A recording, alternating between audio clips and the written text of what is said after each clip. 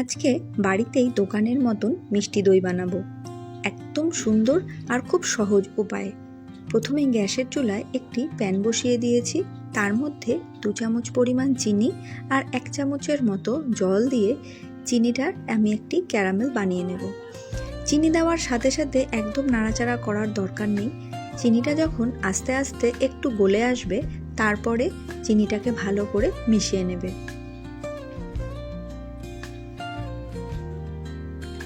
ঠিক এই সময় চিনিটাকে একটু ভালো করে মিশিয়ে নেবে।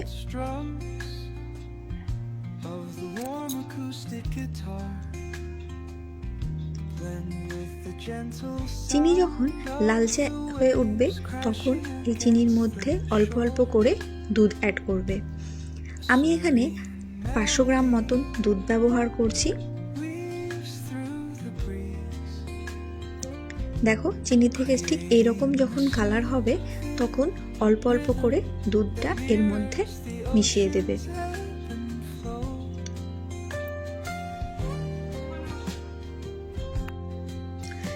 ঠিক এইভাবে দুধটাকে মিশিয়ে নিতে হবে, খুব ভালো করে মিশিয়ে নেবে।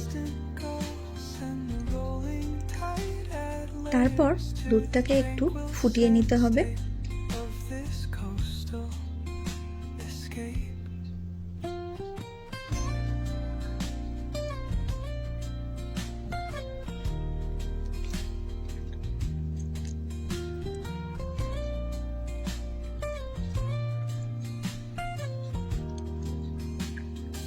ভালো করে দুধ যখন ফুটে উঠবে, তখন গ্যাসের ফ্লেমটাকে কম করে দিয়ে দুধটাকে হালকা আঁচে আস্তে আস্তে বয়েল হতে দেবে।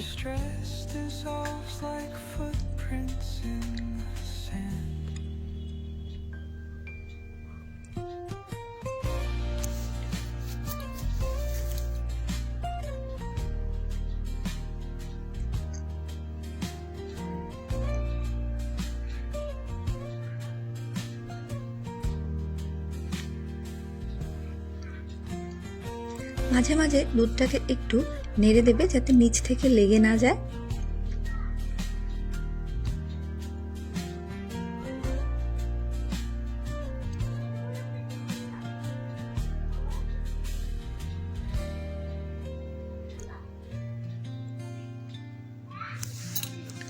ভালো করে বয়েল হয়ে গেলে এর পাশাপাশি এই দুধে মিশিয়ে দেওয়ার জন্য আমি একটি বাটির মধ্যে 1 চামচ মতো চিনি আর 2 চামচ মতো গুঁড়ো দুধ ব্যবহার করব। দেখো, এখানে আমি নিয়েছি। ভালো করে চিনি আর দুধটাকে মিশিয়ে দেবে। চিনি আর দুধ এভাবে একসাথে মিশিয়ে দুধের মধ্যে অ্যাড করলে দুধে কোনো লাম্পস কাটবে না, সেই জন্য এইভাবে দেওয়ার চেষ্টা করবে।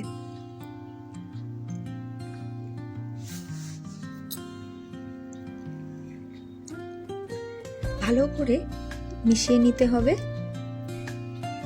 আর হালকা আছে দুধটাকে আবার ভালো করে একটু ফুটিয়ে নিতে হবে।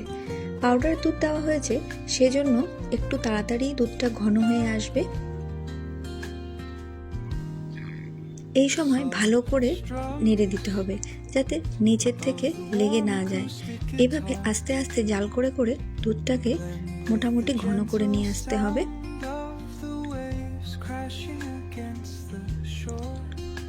এই সময় দুধের জাল হয়ে গেছে। আমি গ্যাসের ফ্লেম বন্ধ করে পাশে যে বাটিতে আমি দইটা পাতবো, সেটার মধ্যে যে অবশিষ্ট দইটা লেগে আছে, সেটা ভালো করে আমি মিশিয়ে দেব। এই বাটিটাতে এর আগে আমি দই পেতেছি, যেই দইটা বাটির গায়ে লেগে আছে সেটাকেই আমি ভালো করে বাটির মধ্যে মাখিয়ে দিচ্ছি। তোমরা যদি চাও চীনামাটির বাটিও ব্যবহার করতে পারো, বা এরকম মাটির বাটিও নিতে পারো। যে কোনো তুমি দশকর্মা ভাণ্ডারে এরকম টাইপের বাটি পেয়ে যাবে। দুধটা ভালো করে ঠান্ডা করে নিতে হবে। যখন দেখবে হাত দিয়ে যে গরমটা একটু উষ্ণ উষ্ণ আছে, সেই সময় এর মধ্যে 1 চামচ মতো ঘি দিয়ে দেবে। ঘি দিয়ে আবারও ভালো করে মিশিয়ে দিতে হবে। ঘি ভালো করে মেশানো হয়ে গেলে এই সময় আমি 2 চামচ মতো টক দই দুধের মধ্যে মিশিয়ে দেব। ভালো করে মিশিয়ে নিতে হবে।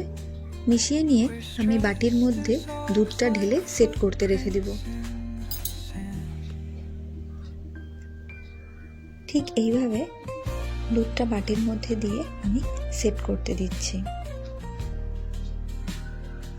দেখো, ঠিক এইভাবে বাটিটা পুরোপুরি ভরে দেবে। এর পাশাপাশি গ্যাসে আমি কড়াই বসিয়ে দিয়েছি। কড়াইয়ের ওপর একটি আমি স্ট্যান্ড দিয়ে দিব যাতে বাটিটা ভালো মতো বসতে পারে। বাটিটা ভালো করে বসিয়ে আমি এবার একটি প্লেট দিয়ে ঢেকে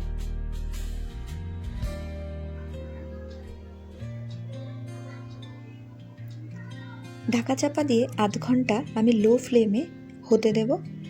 ঠিক আধ ঘন্টা পর একবার চেক করে দেখে নেব দইটা সেট হয়েছে কিনা। তারপর আবার ঢাকা বন্ধ করে আমি পুরোপুরি ঠান্ডা করার জন্য রেখে দেব। আমি প্রায় 1.5 ঘন্টা পর দেখাচ্ছি।